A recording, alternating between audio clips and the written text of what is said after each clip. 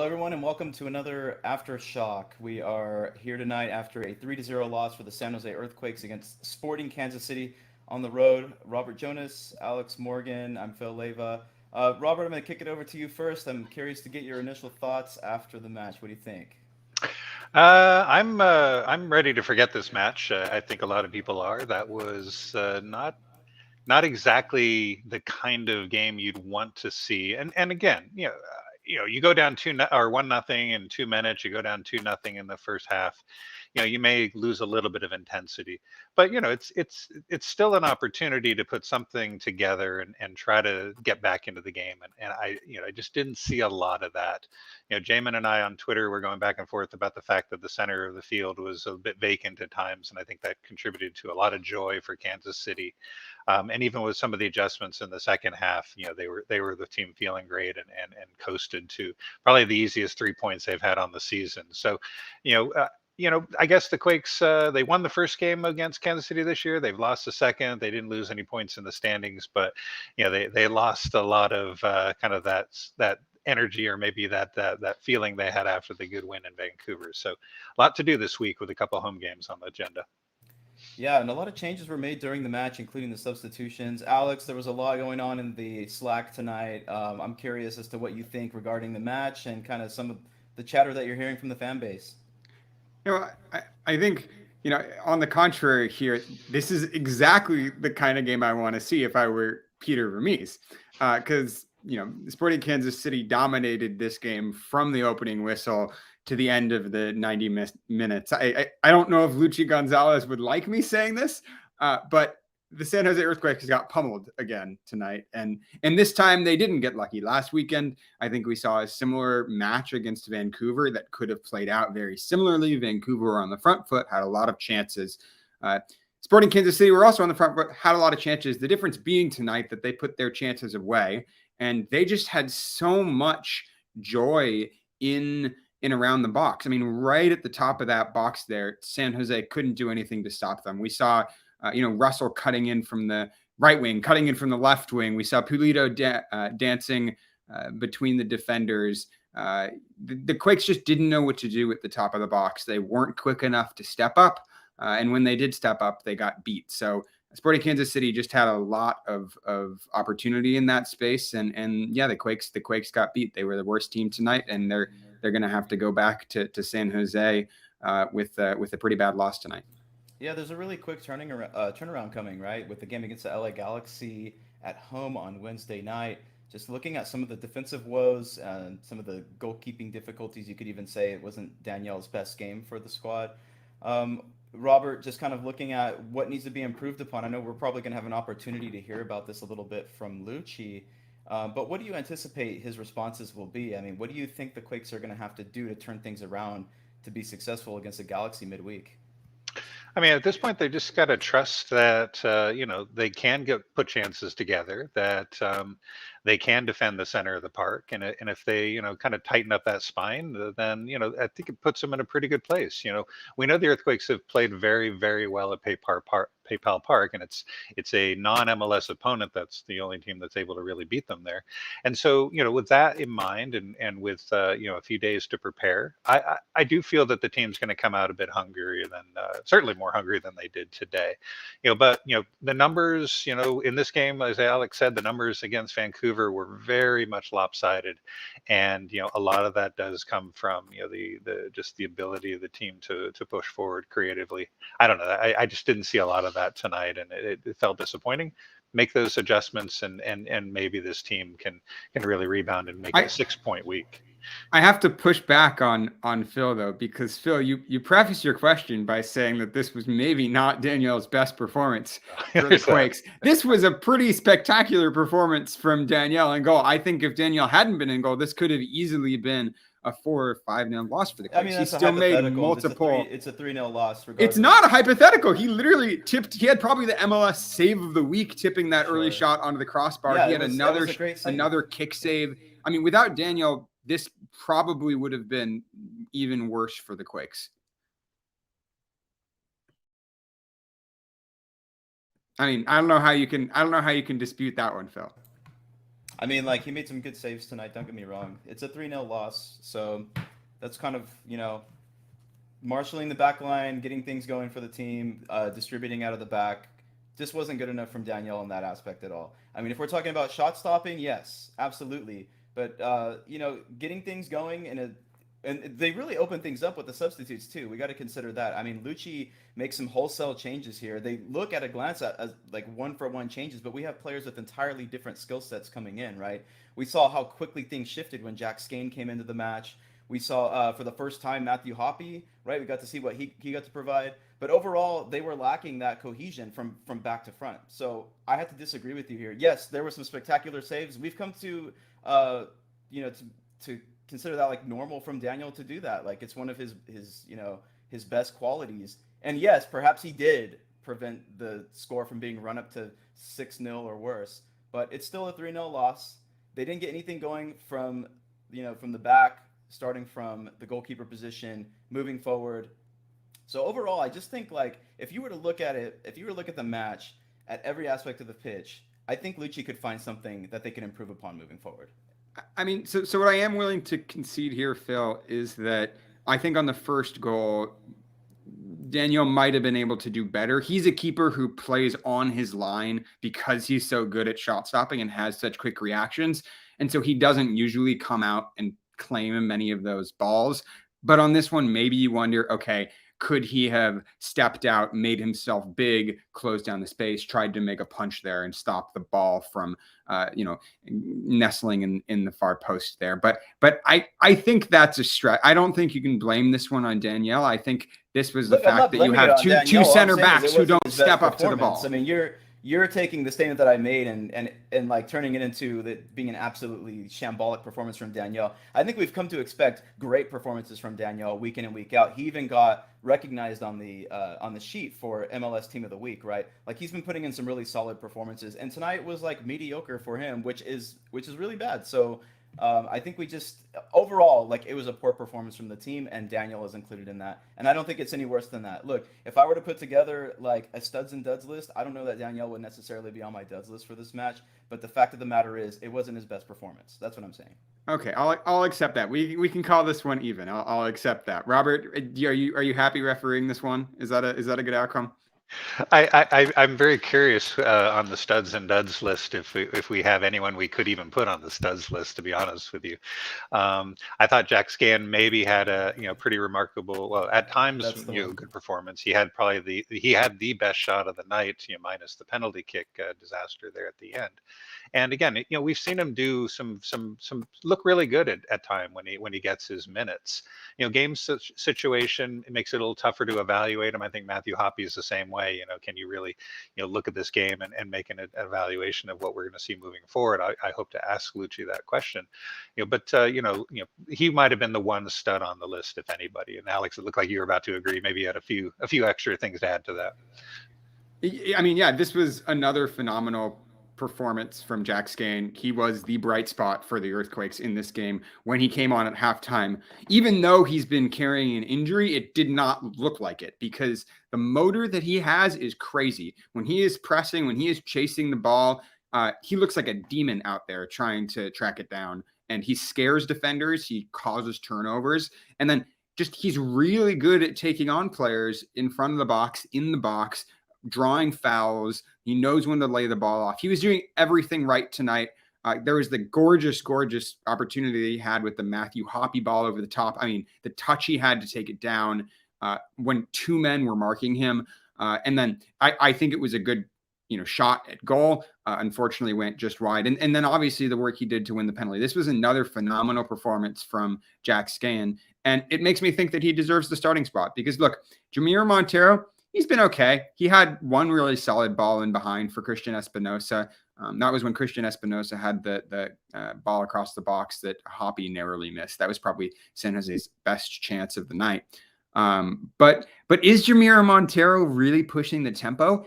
I don't think so. Every week I feel just less and less confident that Jamir Montero is the guy to lead this midfield for the Quakes, because we know he can put a good ball in behind, and against Vancouver, he had a really solid hockey assist. We know that he can find those balls in behind and he can unlock passes, but he's not pushing the tempo. His defensive work rate is not what I remember it being. I mean, last season he was the guy on defense who was winning the ball, causing turnovers, playing quickly, moving it forward. It's just he's not doing that this year, and the difference between him and Jack Skane feels just really stark to me. And this team feels more dangerous when Jack Skane's in that 10 position, and it feels like they need to give him that starting spot back now that he's fit. One of the most noticeable things here is like when Jamiro Montero gets the ball in that attacking position, like the pace of play between like what we see from Montero and what we're seeing from Jack Skane is like exponentially different. I mean, Skane is much more dynamic, or he's shown to be much more dynamic when he receives the ball in those attacking positions, and not only in like being the pivot point from the defense to the off, like into the attack, but also making runs. We saw multiple times tonight Jack Skane latch onto the end of passes from Matthew Hoppe, right? There was the one where he had the bad touch after he had like the really great movement, in which he should have probably just shot instead of doing an extra touch. But there was also a moment later on when Skane was able to bring a ball down that was kind of like over the top, right? At that point, it looked like the Quakes were kind of going for more of a route one approach as they were attempting to get back into the match, and Skane was definitely a part of that. So like that's a part of Montero's game that I haven't quite seen since he joined the squad. Like he hasn't really been that fire starter for the offense in a way that Jack Skane has been for the team. So I completely agree with you there, Alex. I think like Skane deserves an opportunity to get more minutes from the beginning of the match and not just as a sub later on. And you mentioned that connection that he had with Matthew Hoppe. I liked that connection because the thing I like about both of them together is that they both have really good instincts and they both play directly. They both are always looking to play the ball, the first ball in behind, to take a touch and drive the ball forward. And I think that they were able to find each other well in that final third because they're always making runs and looking for each other. And look, did Matthew Hoppe cover himself in glory in this debut? No. Was this the hat trick debut that we were hoping for from Matthew Hoppe? No. Did he perform badly? No. I liked the way that Matthew Hoppe played tonight. I thought that his movement off the ball was good. I liked the runs he was making. I liked what he was doing when he got the ball. He was looking for balls in behind. He was looking to go attack players on the dribble. He was making good runs into the box. I thought that the second half that Matthew Hoppe had was better than the first half that Cade Cowell had. So that's worth something. I think that he's, if anything, this debut showed that he is a good addition who is going to be a helpful piece for this Earthquakes team to have down the stretch. Is he a revolutionary addition that maybe we were hoping for? Not necessarily, but does he have the potential to add a spark to this team and to pick it up and to kind of renew his career in San Jose? I think that's absolutely on the cards after this debut. He certainly showed that he has some vision, right, in creating passes. Like Cade has shown that at times as well, but I'm interested to see if Hoppe is going to be a little bit sharper in those positions where he needs to make those passes. So we definitely got a glimpse of it in the connection with Jack Skane. That was really nice to see. Robert, I'm curious about your thoughts here. I mean, this is our first time seeing Matthew Hoppe in a Quakes uniform. Did he meet your expectations thus far? What do you expect to see from him moving forward? I like the way he played, and Alex, I agree with you. I think if you're looking at where he's going to fit on the field, and he told us in his introduction press conference that he could play anywhere across the front line. It really feels. Hello, like everyone. Thank you for your patience tonight. We will be beginning our media availability for Postgame shortly. Thank you for your patience. Okay. I just got back from the airport waiting room there, and so it sounds like the press conference is coming up. Anyway, to finish that thought with Matthew Hoppe, we saw him play this at the national team level when he was in the team about a year or so ago. That same wing that Cade is playing, and I thought he did well enough to be considered in that competition to start, and but I don't think he did anything that would immediately put him ahead of Cade in the starting lineup. And Alex, I know we'll talk about this more, especially after the press conference, but Matthew Hoppe is a good piece to bring into the team. Aya Condola is a great piece to bring into the team. Jack Skahan is a great piece. You can when healthy, you might bring out the bench or maybe even start in these games. It feels like the Quakes have some decent depth at a lot of positions, but they don't have a game changer necessarily, or they didn't bring in new game changers in a way that, can really turn games. And maybe Luchi's kind of stuck, hoping that the ingredients on any given game day are going to be the right ingredients to put together a win. And I think that's something he really has to think about in this last stretch of games. The Earthquakes are not, not in a position where they can coast to the playoffs. They're going to have to earn it, even though they're ahead of the playoff line right now. And it's going to come to tough decisions as to who is playing well and who can play well together over these last 9 games. Yeah, I agree in that it felt like the Quakes had depth today. For the first time, I was like, wow, these substitutes are making the game better. I am excited about what these substitutes can bring. You had Paul Marie coming on. I don't think he had the best game tonight. I think he probably should have stepped up to the ball, more on Sporting Kansas City's third goal. But I think that was probably true of most of the defenders tonight. But you had him come on, and we know he can be dangerous going forward. You had Akinola go on. We know that he's been good in the last few games and has been a good target player up top. And especially in those late game situations. You have Hoppy coming on, you have Skane coming on. Those are all guys who can raise the level, who can add goals.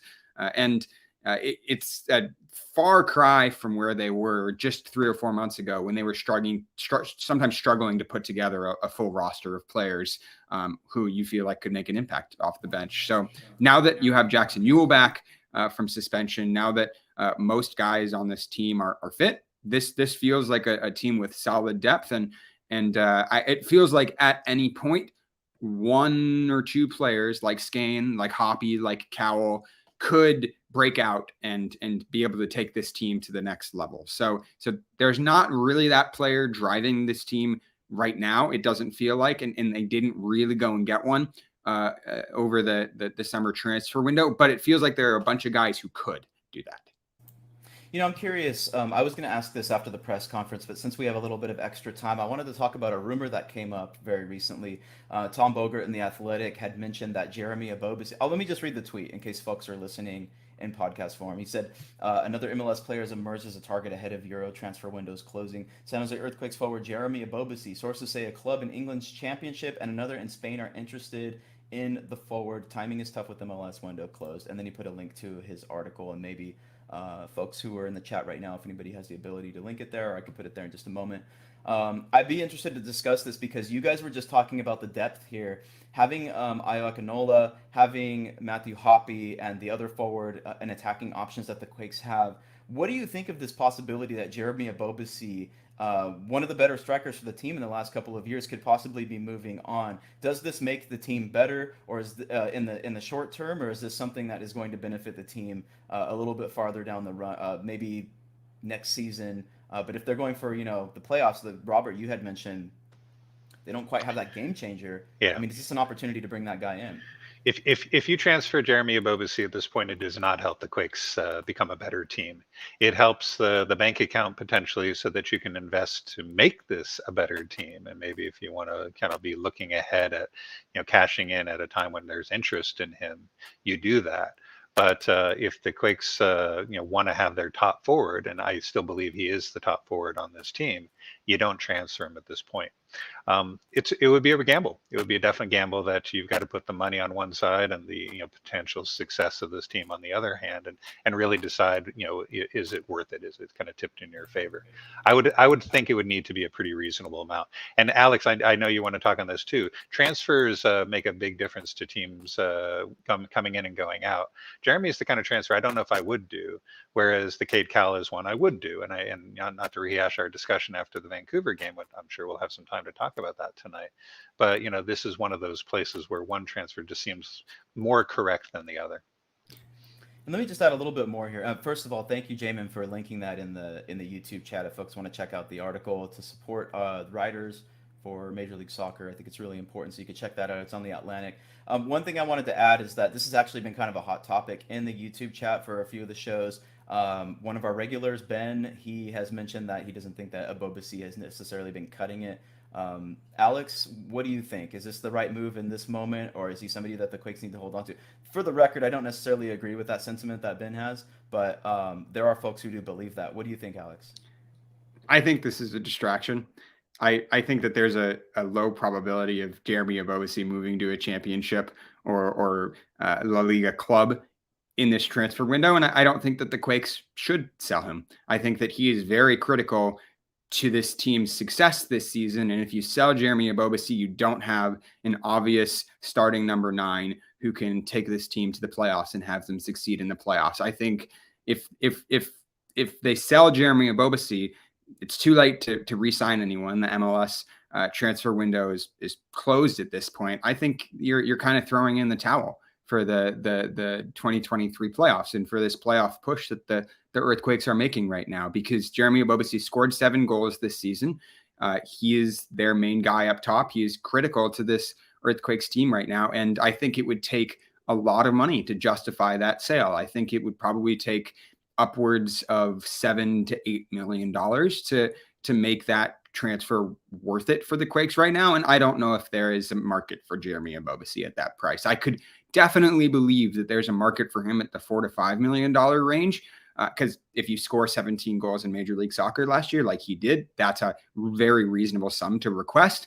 But I don't think that the Quakes should sell him for that fee, because I think he's worth more than that to this team right now. And I know that if he continues scoring like he will, they can always get more offers for him in the winter if they really want to push for him to go to Europe. If he wants to push to go to Europe, I think that the timing is not right for this. It just completely doesn't make sense. And it's really just a distraction from the Cade Cowell transfer news, because that is big news for this club, that they got offers for him from Bologna and they have not accepted any of those offers. And we don't know what the exact numbers are for that offer. There's reports that it's in the range of $4.5 million or million euros. Those are the reports out there on Twitter. And I think that that's a very, very, very enticing bid for Cade Cowell. And I think if that's the bid they received, they 100% should have accepted it and gotten him that transfer to Europe, because now is the right timing for Cowell. Now makes sense for Cowell. Cowell wants to go this summer. The Quakes want him to go this summer. Everything makes sense about this Bologna transfer for Cade Cowell. And look, even if those numbers are wrong, even if the bid was somewhere in the range of $2 million to $2.5 million, I still think they should really seriously consider it, even if that's a low ball, because now is the right time for Cowell. I don't see him being used very well by Luchi Gonzalez. I don't see him getting significantly better in the next 6 months, year, and being able to earn a significantly higher transfer sum. So I think that this is a good offer for Cade Cowell. And we really, next time we get the opportunity to speak to Chris Leach about it, we're going to want to push him on the specifics of, okay, what is what's it going to take for you to sell Cade Cowell? What is this number here that you're looking for? Because if you're not willing to sell players, you can't become a selling club like you want to be. And we know that Bologna have money. They just paid $11 million for another winger. That's why we're assuming, the context here is that we're assuming the Cade Cowell deal is kind of dead in the water, because Bologna already went out and got another winger. And so the retrospective on this, understanding, okay, exactly what happened in this transfer negotiation, I think is going to be an ongoing conversation that we're going to have to look back on and really seriously question whether Chris Leach made the right decision with this one. Yeah, and Robert, do you have any thoughts on the Cade Cowell transfer as well? I mean, it does kind of look like Cade missed the boat on this one. They've already gone out and signed a winger. One thing that I think was a bit concerning is that he was subbed off early in this match to bring on Matthew Hoppe. I mean, what does that say about Luchi's approach moving forward? I mean, is Cade perhaps going to take a backseat to other players on the squad?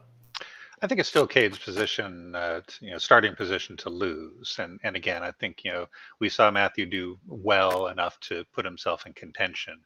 But, it also is a week where there's 2 home games coming up, and it was much more important about halftime of this game to look ahead potentially at those two games as an important 6 points on the table that they need to be to really be fighting for. And maybe you had a guy like Matthew Hoppe, who this is his first opportunity to get some meaningful minutes, and maybe you learn a little bit from it. So you're not necessarily sacrificing a lot in that substitution. I mean, we saw Cade really take on players like we know he can, but losing the ball like we know he can at times in that first half. And so there wasn't anything left to learn necessarily. And I do like that Hoppe got a decent amount of minutes on the field for Luchi to get some numbers, to get some video, to be able to make some assessments about what he wants to do against LA in this game on Wednesday. Yeah, and so I'm going to redirect a question towards you, Alex, that I asked earlier to Robert, and that is in preparation for this game on Wednesday. Now, you were very excited when Matthew Hoppe was signed. There's going to be 2 matches coming up in succession for the team. They had to play, 3 and within 8 days, which can be quite exhausting. If you're looking at the match against the LA Galaxy, what does your starting 11 look like? Are you going to have Cade Cowell back out there to start the match, or are you going with Matthew Hoppe or perhaps something even different? Look, I'm going to change it up. I think this game will leave a bad taste in the Quakes' mouth, and I think they've learned a few things. One being that Jack Skane should 100% be the starter in number 10. His energy is really, really good, and I don't think there's a super big question or doubt about that right now, that he's your guy in the number 10 position. I think that I would give Matthew Hoppe a chance in the starting lineup. I think that Matthew Hoppe did enough to warrant a shot, and the biggest reason is that I just like Cade Cowell as a substitute better. So if you have a guy who can go and do the first 60 minutes, tired defenders, get a few shots on goal, maybe help with some production, then you can put Cade Cowell on and get Cade Cowell on in a position where he's going to succeed running out defenders that are tired in the second half. And then the other big thing is the back line, because again, players weren't stepping up tonight. Do you take out Tanner Beeson and put in Mensah? I think that's an open question.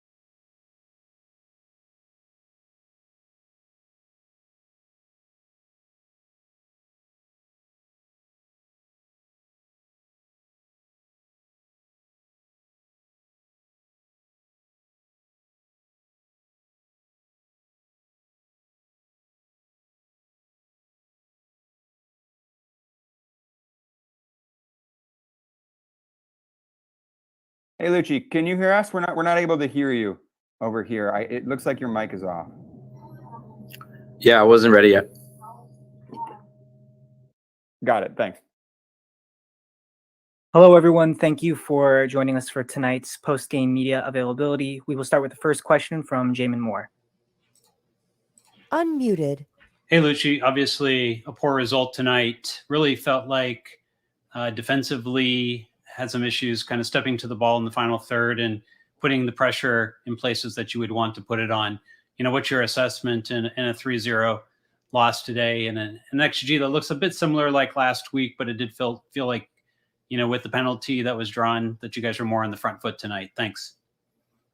Muted. Yeah, look, we actually, I thought we got good pressure on the ball. We caused issues. We won the ball multiple times in their half, in their build-up half, so like our attacking half. And we created offensive transition. We should actually have a higher. I know our XG was higher, and the PK helps that, but I thought in the run of play we should even have higher XG, putting things on frame, and we created volume, attacking the box and offensive transition, winning the ball. But we just didn't, we didn't reward ourselves. So, but that's the risk, right? That's the risk of getting pressure on the ball higher up the field, and that's it did not pay off. But we tried. So again, in the second half, more of the same. We started, I thought, pretty strong second half, pushing the game, winning again, getting pressure on the ball, winning it in areas to have offensive transition and getting close, but just not able to put away chances or even put things on target. So a credit to Kansas City. They scored early. I actually thought we started strong the first few minutes, and all of a sudden it comes back our way and they score. So, like you mentioned, we didn't do a good job defending our box or our goal in the first two goals. You cannot give Johnny Russell an open cross like that. You can't let Shallowy in the box on a redirection be free without a body. You can't let Tommy take a second half get a shot. Sorry, Johnny Russell get a shot. I would take 1 versus 2 on and get a shot off. So like that's the consequence of, I thought, just not being like you mentioned, aggressive enough or just getting pressure on the ball to prevent them. But credit to them. They have good individual creative players. They combine well. They created in different ways, and they're a very good team. First half of the season is not a reflection of like this team, and so credit to them. In our compactness in the block, we took the risk of getting pressure on the ball, and so I think that's something we can improve, is maybe picking the moments to go and then picking the moments to drop off and stay compact and invite them like we did against Vancouver. But when you're down early in the game, our boys, they want to compete, they want to push and try to win. So they weren't happy with that, and we were probably a little more expansive in building pressure than we would like, and it was riskier. But that's the way it went, and we're gonna have to get over it quickly and build and rest, and then build our preparation for Galaxy now. We'll take a second question from Robert Jonas. Thank you. Coach, game circumstances obviously will play a role in how you decide to make your substitutions. You did make one sub at half, which I was hoping you'd comment on with respect to Matthew Hoppe versus Cade Cowell. But more broadly speaking, you got to see some players tonight get some significant minutes that you haven't, in Hoppe and Ayo Akindola in MLS action, the return of Jack Scan. How does the performance you saw throughout the team tonight help inform some of the decision making you need to make with a double game week coming up, and in terms of who you can count on to be a starter and who you're looking at to bring off your bench? Yeah, we made subs earlier in this game than typical, based on the circumstance of the game, and knowing that we also had a game midweek against the Galaxy at home. So it's hard. It's hard when you want to do the best in the moment and also have an eye on the horizon of what's coming up. But at the end of the day, guys like Christian, Jabo, Mita, they've put in good minutes, and they've done well with those minutes. But we felt it was an opportunity to give other guys opportunities, some fresh legs in the game, and push the game. Jack Scahan did pretty well coming in and created the PK and created an opportunity in behind where he almost scores. Hoppe, is still adapting. He's brand new to the team, and he has goals in him. He makes runs into the box. Almost got in the end of Christian's cross, put a great ball in behind to Jack. So but he's still learning the connection on the building pressure, like the defensive shape, and then how can he be effective attacking? Same as Ayo, So that's the exercise, and but look, we got through the game with no additional injuries, and like I said, we'll rest and we'll approach Galaxy with another mentality to change the result of tonight. We'll take a next question from Michael Roberson.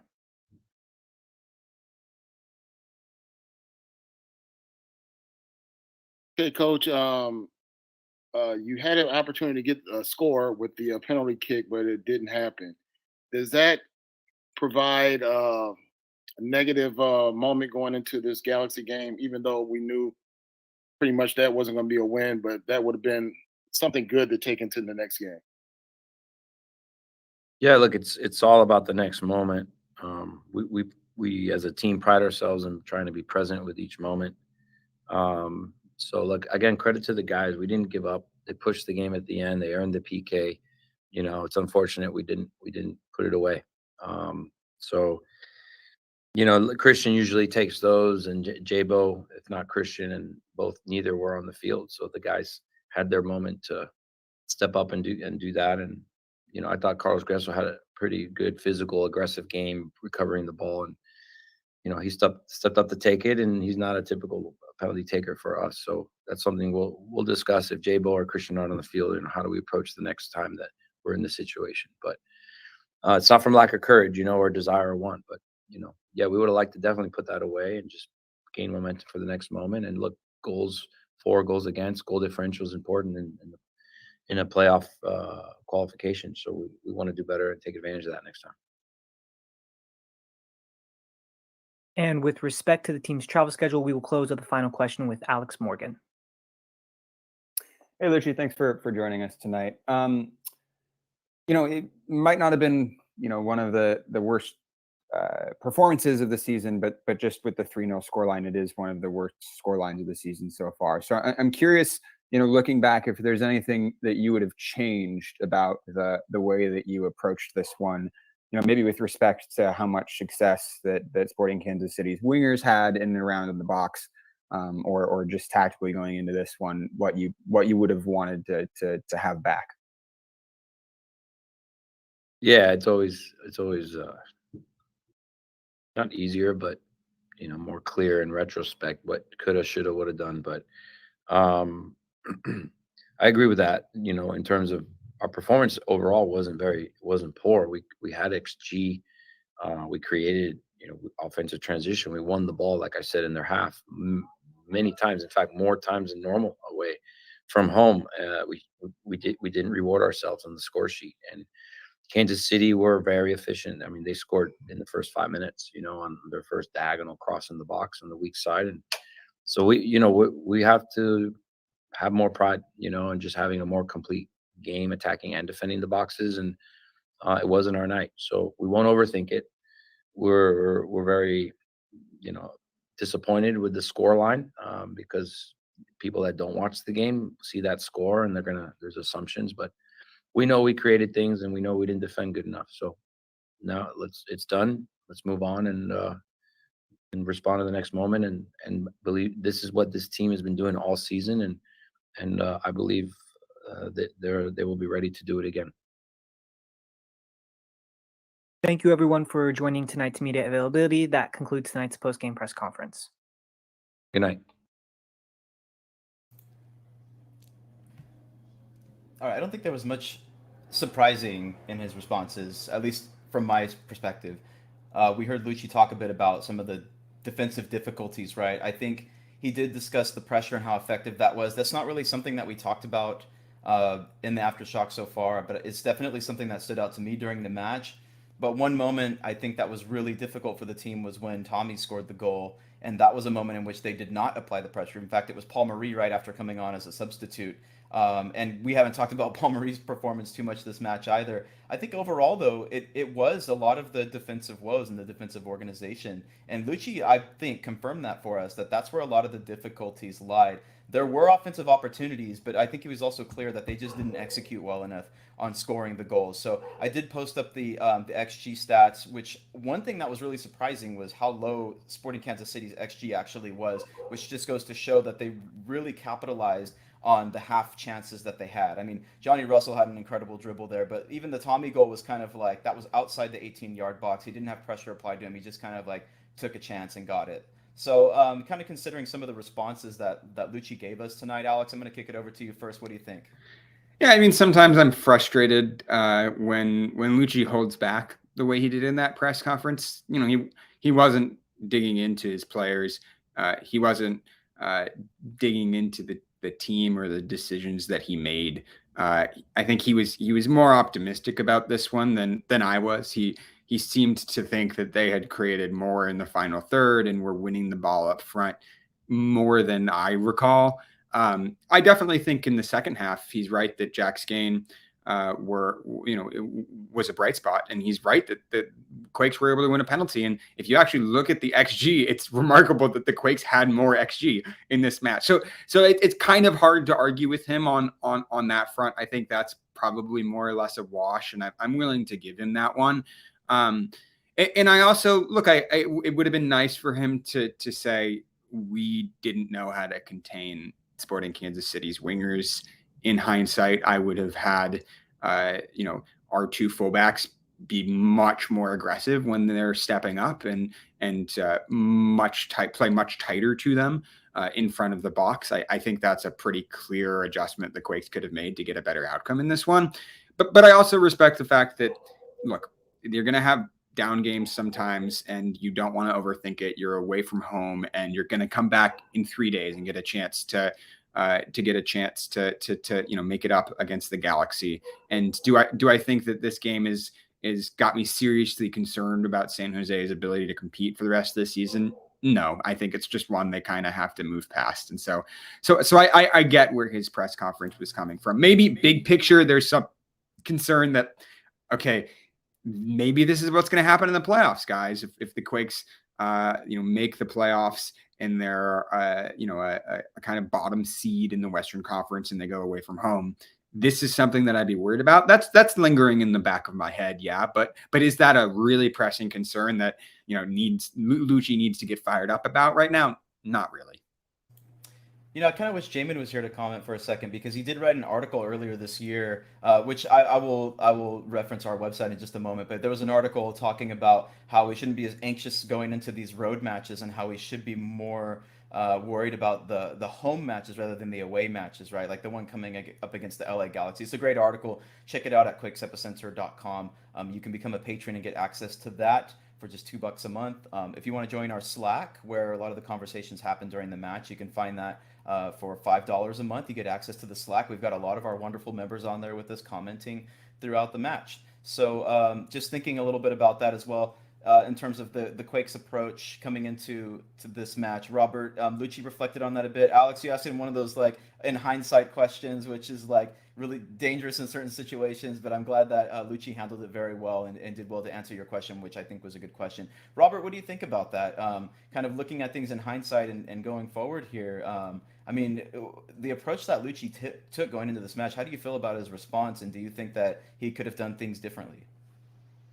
It's difficult as a fan to know your team's not giving 100%. And I don't think the coach is going to sit up there and say, we didn't give 100% tonight. But when the take-home message is that, we didn't get any injuries and we'll rest ahead of Wednesday's game, is sort of indicative of, or an indictment really of some of the approach to this game. Alex, you're absolutely right. I mean, and to Jamon's point, and to anyone who follows Major League Soccer, you don't have to win your road matches. You pick up a few wins on the road and you're a playoff team. And so you can kind of pick and choose when to have a night like this in a really difficult stadium that the Earthquakes have kind of had some pretty challenging games in the end as well. And I think, like he did, he saw a lot of guys get some minutes tonight earlier than he might have otherwise brought them in off the bench. He maybe learned a little bit that's going to help, as he kind of said about Matthew Hoppe, what he might get out of Ayo Akindola, and even Jack Scan, knowing he's healthy, gives him something else to think about. I didn't get the impression that he's suddenly going to be benching Jabo and Miro and Espinosa anytime soon. That doesn't seem like that's going to, is crossing his mind. But I do feel that, he can use a game like this and the evidence from the game like this to potentially rally some guys to maybe step it up a bit further. And if that's what it takes to really dominate their home games and secure that playoff spot, then in a sense, there's going to be a mission accomplished.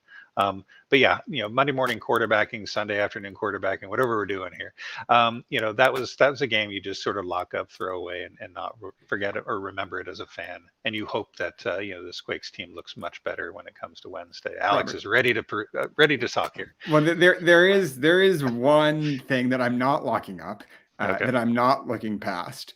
That I'm not forgetting, and that is that Carlos Greza should not be taking penalties anymore. I'm sorry. That was a weird decision for him to take that penalty. I thought that Jack Skane was the kind of obvious person to take it. given that he won the penalty. I would have liked Matthew Hoppe to take it, give the debut guy a chance to get on the score sheet and get his legs under him in San Jose. Carlos Grezzo was a weird choice. We haven't seen him take many penalties for the Quakes before.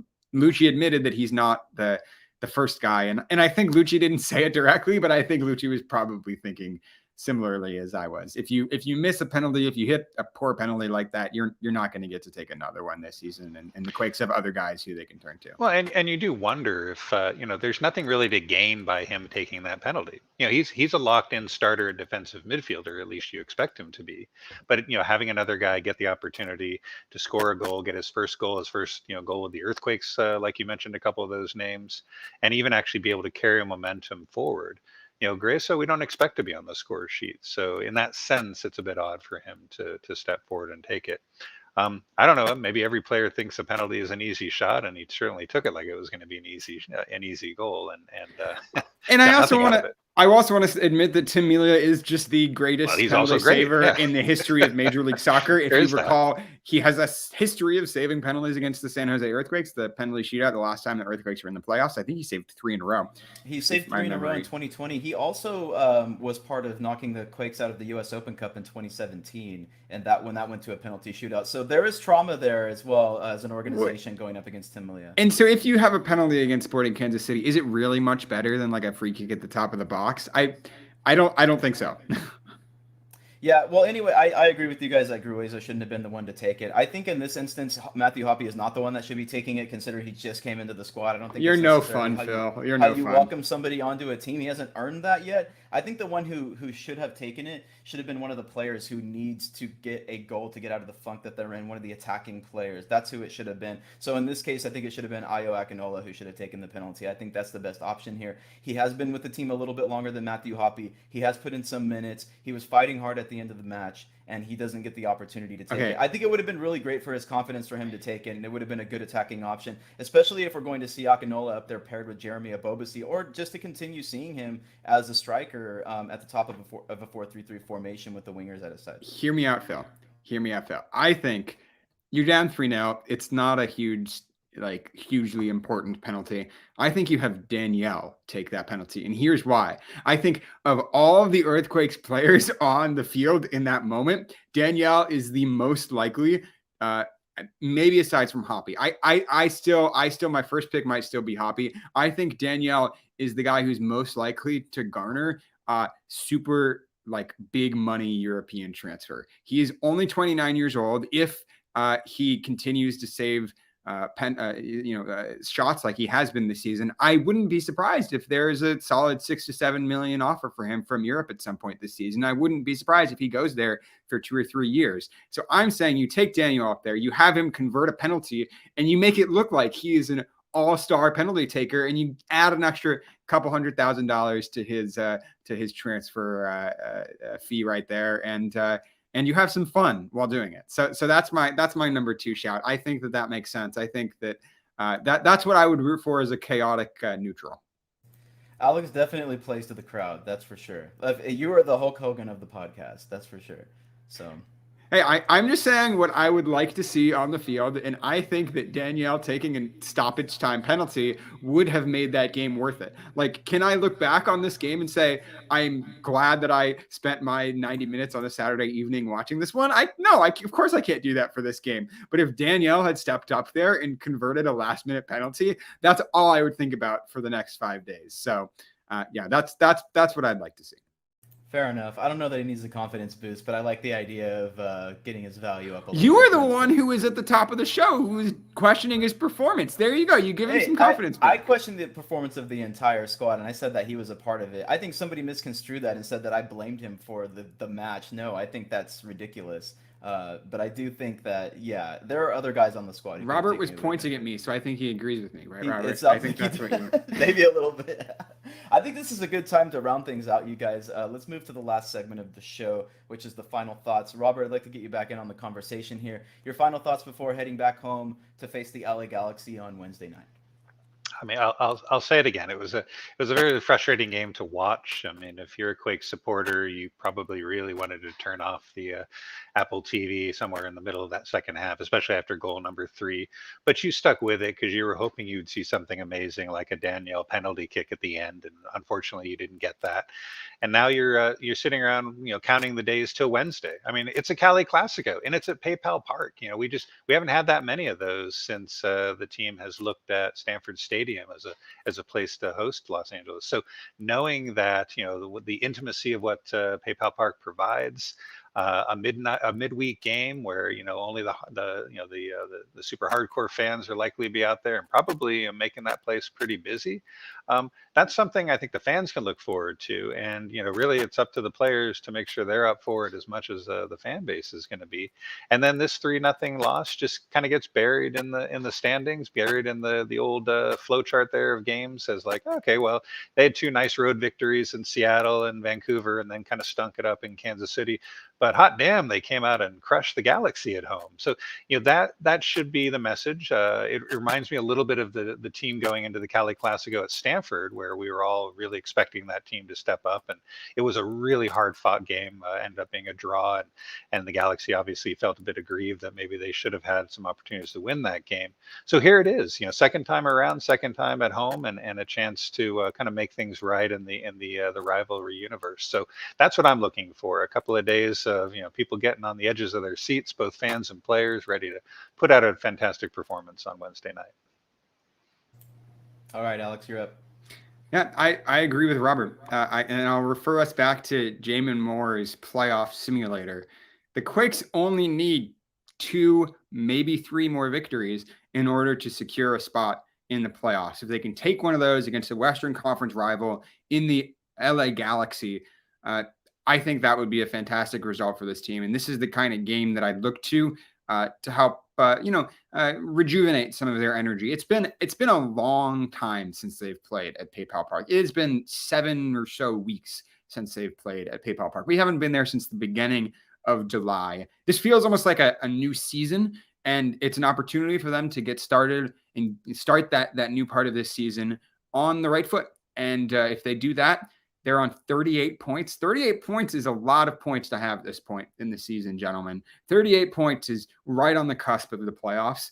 And if you were to ask me at the beginning of the season, the Earthquakes have 38 points after 26 games, I would have taken that in an instant. Now, if they lose this one, well, maybe you start to have more of these lingering doubts. Maybe you start to question Kate Cowell's performances more. Maybe you want to see more changes in the starting lineup. Tonight, Wednesday night is a good opportunity to put those doubts behind you and to move forward to the second half of the season and to start experimenting with all these new attacking options that they have.